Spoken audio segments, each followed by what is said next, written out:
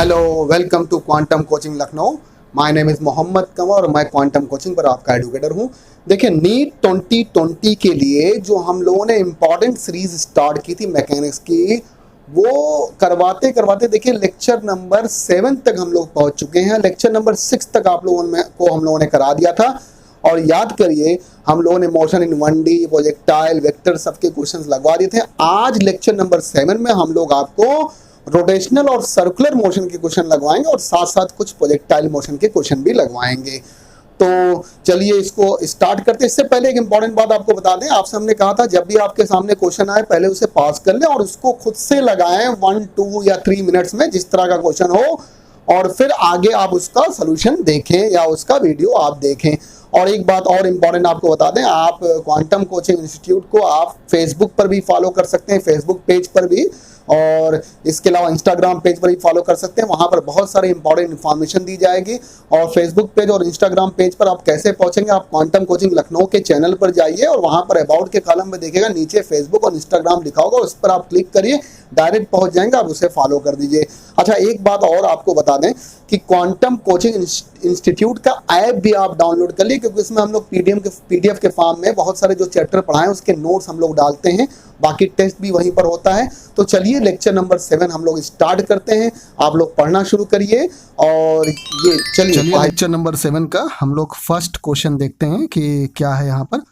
तो देखते हैं यहाँ पर, देखिए क्या है। A metre scale is held vertically with one of the ends on floor, यानी एक एंड उसका कहाँ पर है, देखिए फ्लोर पर है। ये देखिए, वैसे ये डायग्राम बना नहीं हुआ है, बना नहीं था आपके क्वेश्चन में, लेकिन हमने बना दिया है। तो एक एंड जरा बताइएगा फ्लोर पर है। Now it falls down on the floor, ऐसे करके ये गिरता है नीचे, ठीक है, यहाँ से ऐसे करके नीचे गिरता है विदाउट स्लिपिंग। इसका मतलब टोटल रोटेशनल मोशन है। The velocity of the upper end of the scale when it hits the floor, यानी इस एंड जो एस एंड है उसका आपको यहाँ पर वेलोसिटी निकालना है जब ये ग्राउंड से टकरा जाएगा। ये बड़ा इंपॉर्टेंट क्वेश्चन है और आपको बता दें बहुत ज़्यादा इंपॉर्टेंट क्वेश्चन है। एक मीटर स्केल देखिए यहाँ पर लिया हमने, और इस पॉइंट को अगर ओ ले लेते हैं तो एस ओ, ये हमने मीटर स्केल लिया है, और इसका एक एंड देखिए ग्राउंड पर है और ये यहाँ से ऐसे करके गिरता है। तो इसके वो एस वाले एंड की हमको वेलोसिटी बतानी है। बहुत इंपॉर्टेंट क्वेश्चन है और चलिए इसको सॉल्व करते हैं। पहले आप लोग खुद से सॉल्व करिए और फिर आप लोग वीडियो देखिए। देखिए अब यहाँ चेक करिए, यहाँ फिर से हमने डायग्राम बना दिया और ये मीटर स्केल है, 1 मीटर की है। यहाँ पर देखिए 1 मीटर यहाँ पर दिया हुआ है और ये देखिए यहाँ पर गिर रहा है और S1 यहाँ पर पॉइंट ले लिया, और ये सेंटर ऑफ ग्रेविटी इसका G है, सेंटर ऑफ ग्रेविटी G हो गया, और यहाँ पर देखिए G1 हो गया और पॉइंट O है। क्योंकि आपको इसमें law of conservation of energy का यूज़ करना पड़ेगा। ऊपर जब थे आप, यानी ये पॉइंट जब आपका एस यहाँ पर ऊपर था और सेंटर ऑफ ग्रेविटी इसकी ये है, तो याद रखिएगा वहाँ पोटेंशियल एनर्जी है। और जब ये नीचे आ जाता है S1 पॉइंट पर, तो सारी की सारी किस में बदल जाती है, काइनेटिक एनर्जी में। तो according to law of conservation of energy आप चेक करिए, लॉस इन पोटेंशियल एनर्जी, यानी पोटेंशियल एनर्जी जब ये बताइए ऊपर खड़ा हुआ था तो पोटेंशियल एनर्जी थी, हाइट थी उसमें, और जब ये ग्राउंड पर पहुंच गया तो गेन ये सारी पोटेंशियल एनर्जी किसमें, रोटेशनल काइनेटिक एनर्जी में बदल गई। क्योंकि यहाँ पर स्लिपिंग कोई नहीं हो रही थी, तो बताइए सारे का सारा रोटेशनल मोशन है। आप चेक करिए, लॉस इन पोटेंशियल एनर्जी आप निकालेंगे तो mgh होता है। अब सेंटर ऑफ ग्रेविटी से इसकी हाइट देखिए, क्योंकि इस जो रॉड का मास लिया जाएगा वो इसके सेंटर ऑफ ग्रेविटी पर लिया जाएगा। तो सेंटर ऑफ ग्रेविटी से जो यहाँ पर हाइट होगी वो कितनी होगी, अगर लेंथ आपकी L है पूरी, वैसे यहाँ 1 दिया हुआ है, यहाँ L अगर लेते हैं तो L/2 होगा। हम लोग पहले L के टर्म से निकालते हैं। अच्छा, एक बात और, काइनेटिक एनर्जी बताइएगा क्या होगा, हाफ आई ओमेगा स्क्वायर होता है। अब आई मोमेंट ऑफ इनर्शिया है, और मोमेंट ऑफ इनर्शिया किसी रॉड का निकालना, किसी थिन रॉड का निकालना है 1 एंड के अक्रॉस।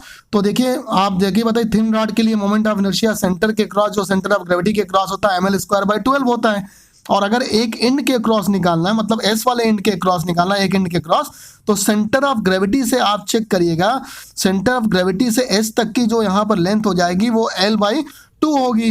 तो आप देखिए यहाँ पर किससे निकाल देंगे, थ्योरम ऑफ पैरेलल एक्सिस से निकाल देंगे, ml²/12, और बताइएगा ml² यहाँ पर 2 बताइएगा ml² आप यहाँ ml² रखेंगे, L की जगह पर L/2 रखेंगे, ml²/4 हो जाएगा। और ये हम लोगों ने रोटेशनल में निकाला भी था, ml²/3 आ जाएगा इसको सॉल्व करने पर। तो इसका मोमेंट ऑफ इनर्शिया ml²/3 होगा। अब देखिए m से m कैंसिल हो गया, l से l कैंसिल हो गया, 2 से 2 कैंसिल हो गया, यहाँ ओमेगा क्या आ गया आपका √3g डिवाइड बाई एल के आ गया। आप अच्छी तरह जानते हैं v इक्वल आर ओमेगा या v equal to omega L के होता है। तो अगर हम लोग v निकालें, एल ओमेगा की वैल्यू यहाँ रख देंगे तो v आ गया √3gl के, g की वैल्यू 9.8 रख दिए, एल बताइए यहाँ पर 1 मीटर दिया रख दिया, आंसर आ गया 5.4 मीटर पर सेकंड। देखते हैं कौन सा ऑप्शन यहाँ पर करेक्ट होता है। तो ऑप्शन जरा बताइए यहाँ पर जो करेक्ट है वो आपका सेकंड नंबर ऑप्शन यहाँ पर करेक्ट है। ये स्केल थी और इस सेकंड नंबर ऑप्शन यहाँ पर करेक्ट है। पहला क्वेश्चन बहुत इंपॉर्टेंट है, law of conservation of energy का यूज किया।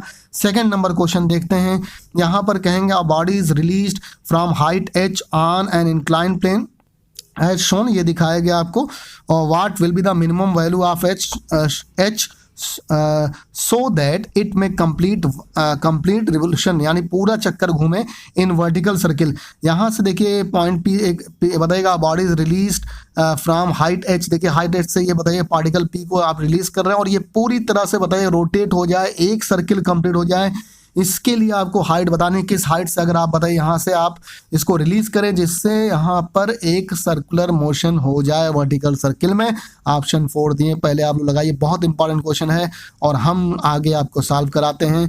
देखिए यहाँ पर according to law of conservation of energy, COE का मतलब कंजर्वेशन ऑफ एनर्जी, आप देखिएगा ऊपर की तरफ जब आप होंगे हाइट पर होंगे तो सारी की सारी पोटेंशियल एनर्जी होगी। यहाँ आने पर क्या हो जाएगी, काइनेटिक एनर्जी हो जाएगी, वो भी रोटेशनल काइनेटिक एनर्जी होगी। तो देखिए यहाँ पर आपने रखा UP यानी पॉइंट P पर बताइएगा पोटेंशियल एनर्जी है, और ये काइनेटिक एनर्जी कहाँ पर, Q पर, पॉइंट Q पर बताइए क्या होगा काइनेटिक एनर्जी यानी EK ले लिया। आप देखिएगा UP बताइए mgh के पीछे आप डायग्राम से देख लीजिए, mgh के हो गया और यहाँ पर हाफ m vq स्क्वायर का हो गया, यहाँ पर काइनेटिक एनर्जी m से m कैंसिल हो गया।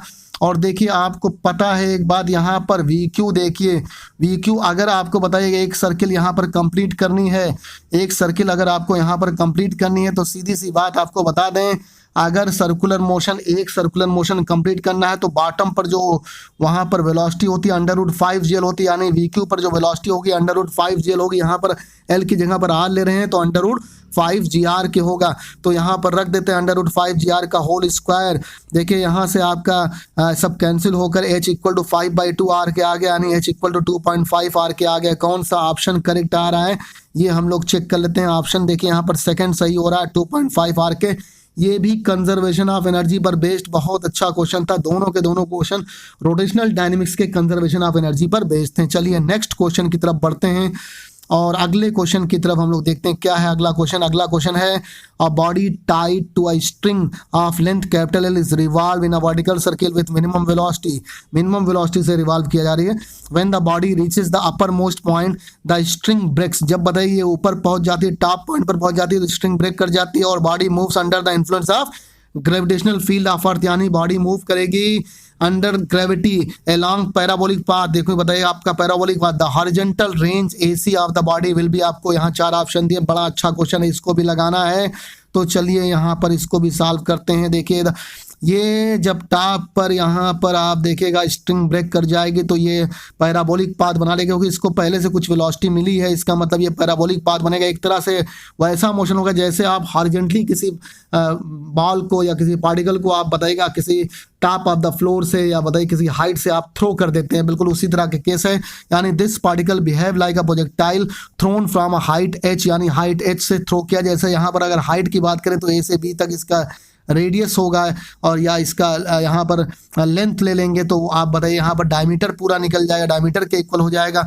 आप जानते हैं अगर हम टॉप से बताइएगा यहाँ पर हम लोग निकालें रेंज अगर निकालना है, रेंज AC अगर निकालना तो range equal to projectile motion में आप जानते हैं U और इंटू √2h/g होगा। कैसे R = UT होगा, आप S = UT + ½ AT² से निकालेंगे। हॉरिजॉन्टल में है तो SX लेंगे, UX लेंगे, T होगा प्लस हॉरिजॉन्टल एक्सेलरेशन ½ AX, यानी AX 0 हो जाएगा। इसका मतलब सिर्फ यहाँ पर R = U × T होगा। और अगर अभी पीछे हम लोग आप लोग प्रोजेक्टाइल मोशन के कई क्वेश्चन कराए थे, अगर हम लोग किसी टॉप से बताएगा हॉरिजॉन्टली थ्रो करते थे तो टाइम जो आता था वो आपका 2h/g आता था। तो ये हमने फार्मूला रख दिया, आर की जगह पर आर AC को दिखा रहा है, रेंज को दिखा रहा है, VB जो है U है। और अगर टॉप पर बात करें मिनिमम वेलोसिटी जो होगी क्रिटिकल वेलोसिटी, तो √GL होती है एक सर्किल बनाने के लिए। तो मिनिमम वेलोसिटी यही होगा। अब यहाँ पर AC रखेंगे, VB की देखिए यहाँ पर U की वैल्यू आपने रख दिया √GL और T की जगह पर 2h/g रख दिया। और H जो यहाँ पर होगा, हाइट जो होगी यहाँ पर 2L के होगी यहाँ पर, क्योंकि आप चेक करिएगा यहाँ पर हम लोगों ने रेडियस कितना लिया है। रेडियस आप देखिएगा यहाँ पर जो हम लोगों ने लिया है, और a body tied to string of length L, यानी एक तरह से लेंथ L लिया है तो रेडियस कितना हो गया, L हो गया।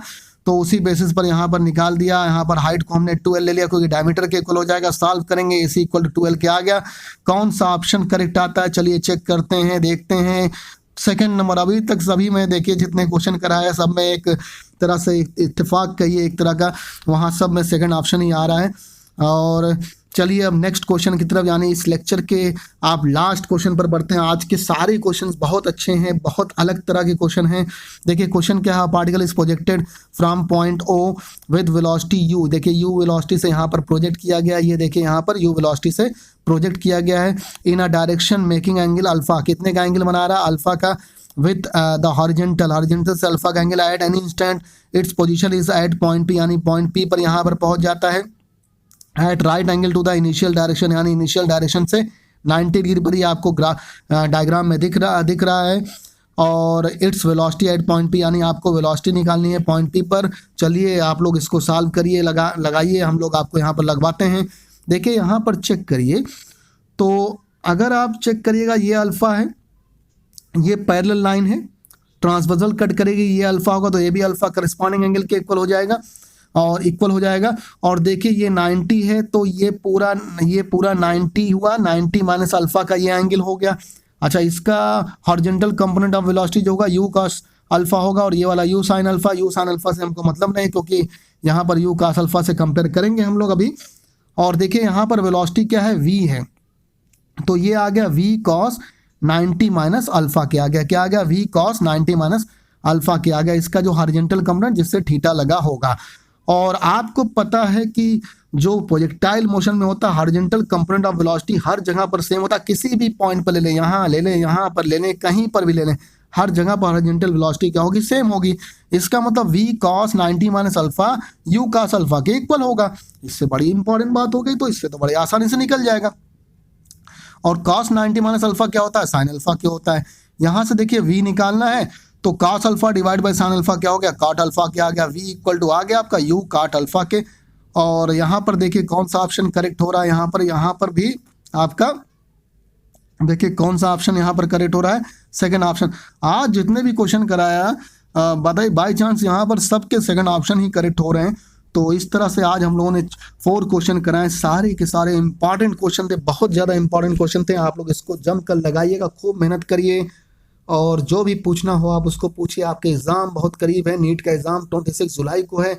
आप लोग बहुत मेहनत करिए, लापरवाही ना करिए। और जो लोग नहीं पढ़ रहे हैं, अब जो लोग पढ़ रहे हैं वो, अब हम तो उन तक मैसेज नहीं पहुंचा सकते हैं, लेकिन जो लोग पढ़ रहे हैं वो तो बड़ा अच्छा कर रहे हैं, अपने लिए अच्छा करें। लेकिन जो नहीं पढ़ रहे हैं उनके लिए हम क्या कह सकते हैं, और वो भी अच्छा ही करें, लेकिन उनका बड़ा नुकसान होगा। ठीक है, चलिए जमकर पढ़िए, मेहनत करिए। Thank you very much.